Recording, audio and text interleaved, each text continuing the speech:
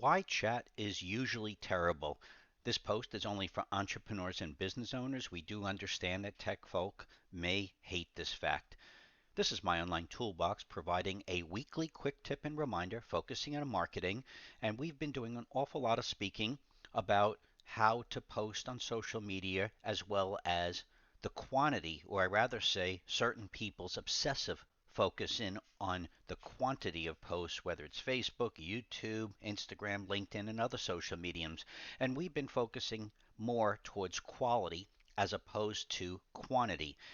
As we were talking, we were getting inquiries pertaining to focusing in on chat as it relates to a website. And for those of you who may not know, a lot of times you'll land on a web page and then something pops up. Sometimes there's a pretty girl or a good looking guy with a smile having a headset looking to talk, and then something pops up and you might type something in. And in this particular case, you could type something in such as our names are Mike and Barbara Jones. We live in your city and are looking for a kitchen remodel. And then, usually within seconds, something's going to pop up along the line. So nice to meet you. How are you?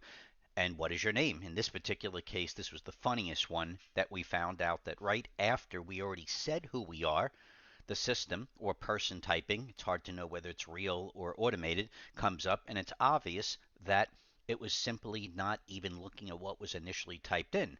So our client typed in something jokingly, we just told you, and then immediately came, great, and how could we help you? So the point was, of course, in this particular case, we just joked and said, what is the name of your competitor who is willing to speak to us? And the key thing to know about these chat boxes is you're going to hear all sorts of reasons why to use it.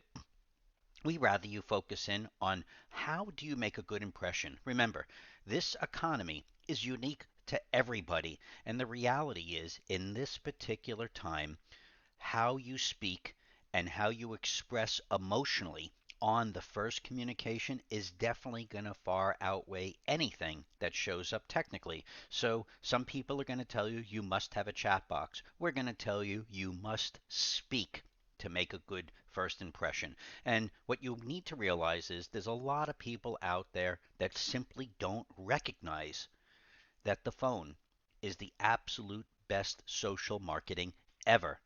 The average social marketing person prefers typing over talking. It's very common to look at a certain generation of people, and unfortunately, we're not looking to target you in a negative way, but the reality is that a lot of the folks that are guiding you are used to just looking down, staring at their phone, walking blocks upon blocks, and for all the people that they pass, God forbid that they look up and say, hello, how are you, and speak. So the average social marketing person simply has less experience than you in the old school method of communicating verbally. Don't forget that. There's going to be statistics upon statistics given to you, and of course, traditionally, with that text box coming down or that chat box coming down, there's usually some fee associated with it, but just imagine if it's just a regular contact form.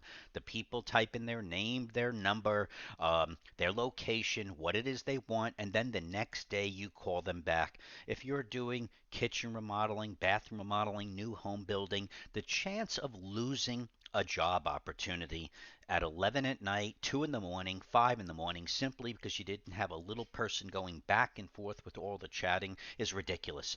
Yes, there will be times, the reason why we say why chat usually is terrible is there will be times that you're going to hit it where somebody loves typing and typing and typing all day without having a conversation.